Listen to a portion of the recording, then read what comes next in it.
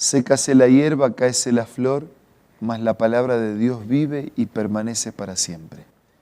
Por esta razón nos encontramos todos los días en este espacio que llamamos Reavivados por su palabra.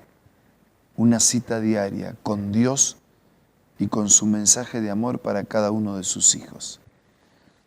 Hoy iniciamos la lectura reflexiva del libro de Éxodo. Pero antes pedimos la bendición de Dios. Padre nuestro que estás en los cielos, pedimos por favor la presencia de tu Espíritu para que podamos ser guiados por tu gracia al leer, al meditar y al aplicar tu mensaje a nuestra vida. Lo pedimos, lo agradecemos en el nombre de Jesús. Amén. El capítulo 1 del libro de Éxodo, en realidad el libro de Éxodo es el segundo libro de Moisés, Pentateuco, son los primeros 5 libros de la Biblia. La abreviatura en su original significa "y estos son los nombres". La palabra Éxodo en español tiene que ver con salida, deriva de ese pueblo que sale, y estos son los que salieron, y estos son los que enfrentaron las dificultades en el desierto. Hay grandes temas en este libro de Éxodo, no solamente el poder creador de Dios, sino también el poder sustentador, la promesa de la liberación hecha efectiva, el acompañamiento de Dios en medio de las dificultades y su peregrinar, la ley de Dios, el santuario, el tabernáculo, son temas relevantes que se destacan en este libro.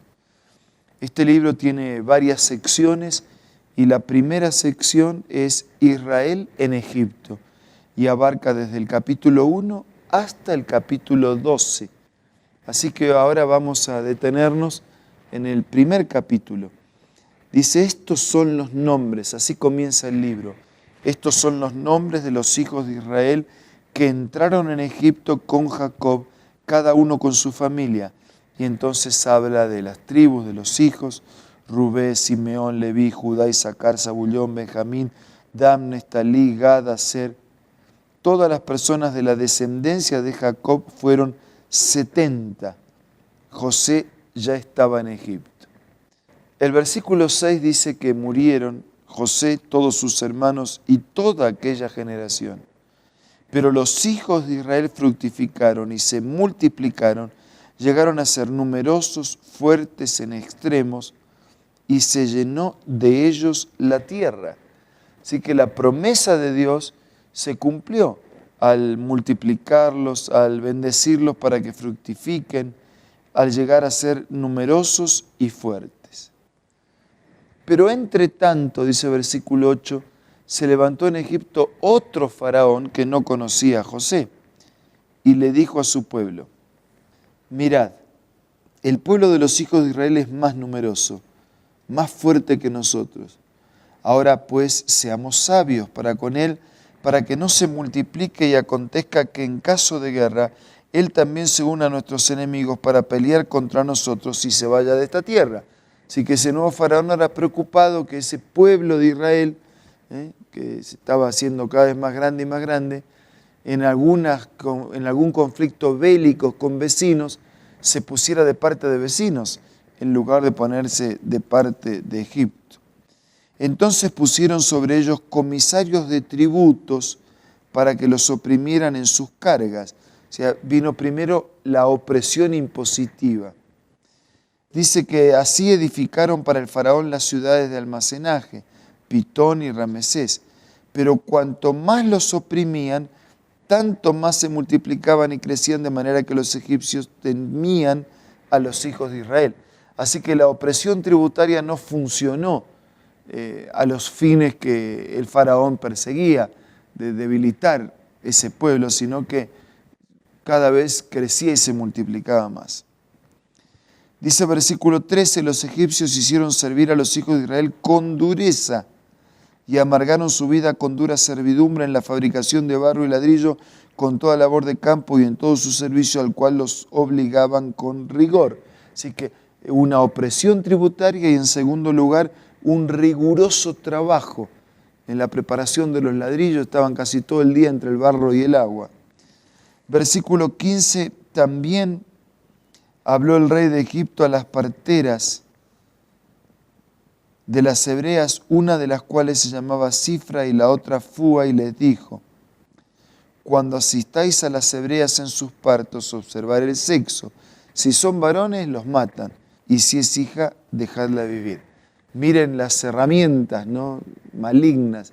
Primero la opresión tributaria excesiva, después el trabajo duro y riguroso excesivo, y después, así directo, ¿no?, a las parteras, bueno, cuando nacen, si son varones, los matan. Solo dejen vivir a las mujeres. Versículo 17, pero dice que las parteras, más que temer al faraón, temían a Dios. Y no hicieron como les mandó el rey de Egipto, sino que preservaron la vida de los niños. Entonces el rey de Egipto hizo llamar a las parteras y le dijo: ¿por qué habéis hecho esto? ¿Por qué habéis preservado la vida a los niños? Y las parteras respondieron al faraón: porque las mujeres hebreas no son como las egipcias, son robustas y dan a luz antes que llegue la partera. Son tan fuertes, tan sanas, se ve que tienen una bendición especial, que cuando llegamos ya dieron a luz. El versículo 20 explica, dice que Dios favoreció a las parteras, que el pueblo se multiplicó, se fortaleció, y por haber las parteras temido, respetado a Dios, Él prosperó a sus familias. La bendición de Dios alcanzó también a las familias de aquellas parteras. Versículo 22, entonces el faraón dio a todo su pueblo esta orden: echad al río a todo hijo que nazca y preservad la vida a toda hija. La misma orden que antes le había dado a las parteras, ahora se la da a todo el pueblo. Cualquiera tenía la autoridad, el mandato y el encargo del faraón, que donde vean el nacimiento de un niño varón, lo maten, lo tiren al río. Era una manera de ir destruyendo aquel pueblo que cada vez se hacía más fuerte. Amigos, la bendición de Dios siempre trae prosperidad. Se puede pasar por angustias, por dificultades, de hecho las hay. Los que confían en Dios también tienen problemas, también enfrentan crisis, pero más tarde o más temprano la bendición de Dios de manera multiplicada llega a la vida de sus hijos. Este capítulo nos muestra que en Dios tenemos cuidado, somos cuidados, en Dios tenemos protección, en Dios tenemos conducción, en Dios tenemos liberación, en Dios tenemos promesas, en Dios tenemos prosperidad. Tal vez en este momento yo esté hablando para alguien que nada de esto acontece en la vida. Tal vez estoy hablando para alguien que dice: mi vida es todo un desierto, mi vida es todo un vacío, mi vida es todo un problema, mi vida es todo un conflicto. Y puede que sea así, porque en este mundo de pecado todo eso es natural. Pero si su vida está vacío, deje que Dios la llene. Si su vida es todo un conflicto, deje que Dios lo resuelva. Si su vida es todo un problema, deje que Dios lo transforme en una solución. Si su vida es toda una maldición, deje que por la gracia de Dios sea una bendición. Yo no conozco a todos, pero conozco al Dios de quien recibimos esta palabra. Sé de su amor, sé de su poder. Lo sé por el estudio de la Biblia, pero también lo sé por su cuidado personal que Él tiene conmigo y que tiene con todos. Y yo lo animo en este momento a confiar en ese Dios y a actuar confiando en ese Dios. Actúe y confíe, confíe y actúe. Espere todo de Dios, pero haga todo como si todo dependiera de usted. Ahora vamos a hablar con Dios a través de la oración.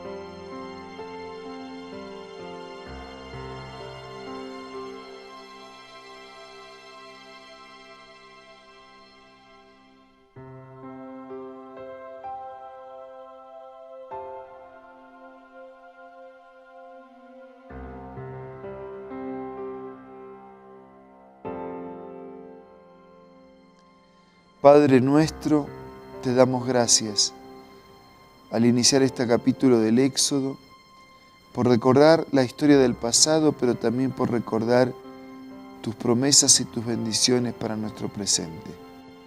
Señor, queremos confiar y actuar y confiar. Bendice a todos nuestros amigos y hermanos. Te lo pido y te lo agradezco en el nombre de Jesús. Amén.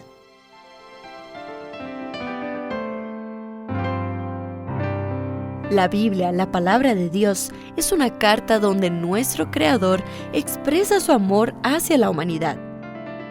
Es una recopilación de textos que en un principio eran documentos separados, escritos por varias personas, todas ellas inspiradas por Dios.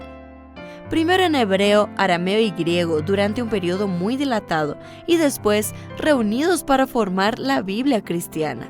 Está dividida en dos grandes secciones, el Antiguo Testamento con 39 libros y el Nuevo Testamento con 27. En la Biblia se desarrolla la historia de la salvación de Dios al hombre. En toda ella hay una línea conectora que une todo, Jesucristo. Es el personaje principal de la Biblia y el cual trae la revelación definitiva de Dios. Es considerada también el manual de nuestro fabricante. Es vital tener este ejemplar en casa y descubrir su valioso mensaje. Busca también en tu App Store o Play Store y encontrarás varias opciones. No olvides descargar también el aplicativo Reavivados por su palabra y sigue la secuencia de su lectura. La Biblia es la palabra de Dios. Gracias por su compañía de hoy, de todos los días. Les envío un abrazo. Nos reencontramos mañana, si Dios quiere.